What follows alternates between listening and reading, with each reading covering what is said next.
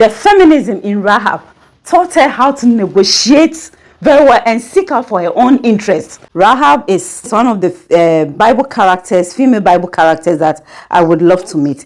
You know, Rahab's story starts from Joshua.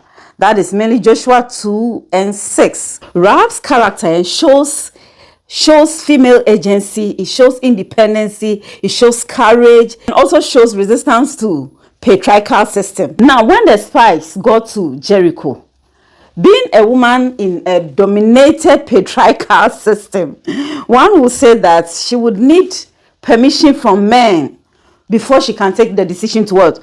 To hide them or not. But no, Rahab decided to hide them without seeking any male validation, without thinking about what society will say. She made an independent decision, which shows that as women, we can make our independent decisions, strategic decisions for ourselves without waiting on men or without seeking male validation. She didn't wait for her father to say that go ahead or don't go ahead, her brothers or her uncles or the men in her life. No, she made her own independent decision to hide the spies no matter what will happen. This hair is from Premium Hair Supply.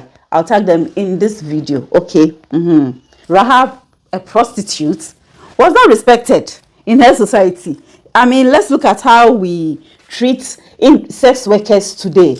That is exactly how Rahab was treated, and even worse. But she did not allow society to define her future. She did not allow her present conditions to determine or decide her future. Someone who was marginalized later became the heroine of faith, which teaches women that women should not be permanently defined by societal or social stigma and past labels. Okay, so no matter your negative past labels, it should not determine your life permanently. Do you get it? Rahab teaches that. Rahab was very strategic. I mean, an intelligent woman who knows how to negotiate. The feminism in Rahab taught her how to negotiate very well and seek out for her own interests. Instead of relying on what society terms as good girl and then be like, okay, I have helped them. I don't want them to think that I'm a gold digger. I don't want them to think that I'm greedy. And so let me just keep quiet and see what they will do for me. Rahab didn't do that. She negotiated. In fact, she asked what they would do for her, what is her benefit. And she did not ask for just herself. She also asked for something that would benefit her and her entire family. She negotiated a binding agreement that would protect her entire family. A man is not afraid of telling you that I want sex. A man is not afraid of telling you that I want you to come and clean my house or cook for me. So why should you, a woman, be afraid of seeking out your interest, of asking a man that this is what I want? They are not afraid seeking for their own interest. So why don't you also be like Rahab? Don't be afraid seeking out your own interest, and that's which will benefit your entire family. Do you get it? And so Rahab's actions also teaches that women, we possess political and strategic wisdom that can influence major historical events. Yes, because she was not afraid to put her interest first and that of her family. She later became, her story did not end up just in Joshua 2 and 6. She also became part of the genealogy of Jesus Christ, the line of Jesus Christ. A prostitute, someone people did not respect, society don't respect. There's no way you can mention the family of Jesus, the genealogy of Jesus, without mentioning Rahab, a prostitute, because she knows her worth and knows how to negotiate, put her own interest first and that of her family. Learn to be Rahab. Have that negotiating skills. Rahab also resisted against oppression, the oppressive system in Jericho. I mean, naturally it will be expected that you are part of us. So if foreigners have come to spy our land, you have to report them to us so that we can kill them.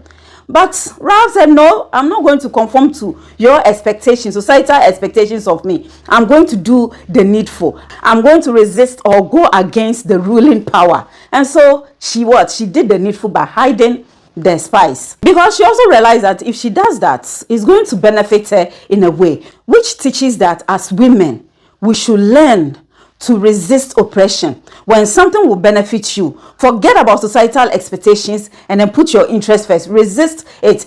The story of Rahab is a clear indication of a woman influencing history. That is Israel's history, and not just Israel, the whole world history. Because her actions directly affected Israel's victory, as well as the story of God's people. Do you get it? Which teaches that as women, we are not just background figures in history. We can also shape historical outcomes. Do you get it?